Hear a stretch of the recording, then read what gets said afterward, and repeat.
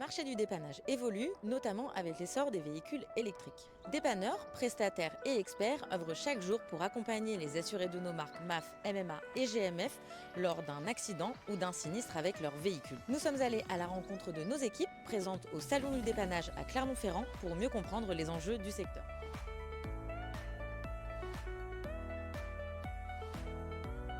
C'est très important pour Fidelia et la direction des assistances d'être auprès des collègues de la DEXI et du CESVI sur le salon des dépanneurs parce que les dépanneurs représentent des prestataires très conséquents pour notre activité. Je dirais même plus, ce sont des partenaires. Aujourd'hui, si on reprend notre activité en 2025, on a ouvert 1,5 million de dossiers, toute activité confondue, et puis c'est quand même 1,2 million de missions envoyées pour faire du dépannage ou du remorquage. On voit bien le poids que représente cette activité pour les plateaux d'assistance de Fidelia. Alors les dépanneurs viennent nous rencontrer pour voir les animateurs du réseau des dépannages, pour faire un point un peu sur leur activité, pour parler aussi des conséquences conjoncturelles aussi que l'on peut constater, notamment avec l'augmentation du prix du pétrole et aussi la transformation du métier qui est liée aussi au changement maintenant de la nature des véhicules, où on oublie un petit peu le véhicule thermique pour passer au véhicule électrique, et ils échangent avec leur animateur réseau de toutes ces problématiques, puisque ça a un impact direct sur leur activité. Donc notre présence aux côtés des dépanneurs, c'est aussi être à l'écoute et pouvoir les accompagner dans une période de transition. On le voit bien, le développement de l'électrique sur les parcs automobiles et dans nos flottes a un impact également pour eux.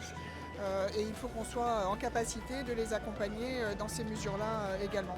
Un impact direct sur la gestion de l'activité de nos prestataires, puisque l'électrique en fait va imposer des contraintes, notamment des contraintes de matériel, mais aussi des contraintes au niveau des compétences dans le recrutement des nouveaux salariés du dépannage. Les pannes qui étaient d'ordre vraiment mécanique, aujourd'hui les pannes sont plus d'ordre électrique, liées aux batteries ou à l'électronique, et donc qui supposent une formation adéquate. Et c'est aussi pour ça que nous accompagnons nos prestataires grâce aussi à CESVI dans un programme de formation, notamment de formation sur le dépannage de véhicules électriques, pour être dans des conditions de sécurité pour préserver le personnel des risques inhérents à cette nouvelle transformation des véhicules.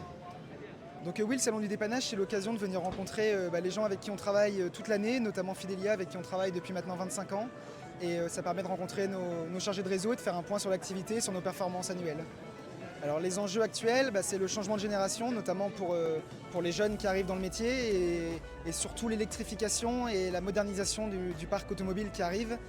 Alors à la fois sur la mécanique qui va changer, on va avoir des véhicules beaucoup plus modernes comme des ordinateurs qu'on va devoir s'équiper, et de la formation qui va devoir arriver en interne, en externe, par des formations dans l'extérieur, notamment des CAP qui peuvent arriver, mais qui ne seront plus forcément de la mécanique, qui seront plus liés de l'informatique, et des outils qui seront forcément différents au niveau du matériel de dépannage, qui va nous permettre d'intervenir sur tous ces nouveaux véhicules qui, à l'horizon 2035-2050, vont chambouler complètement le travail qu'on a actuellement.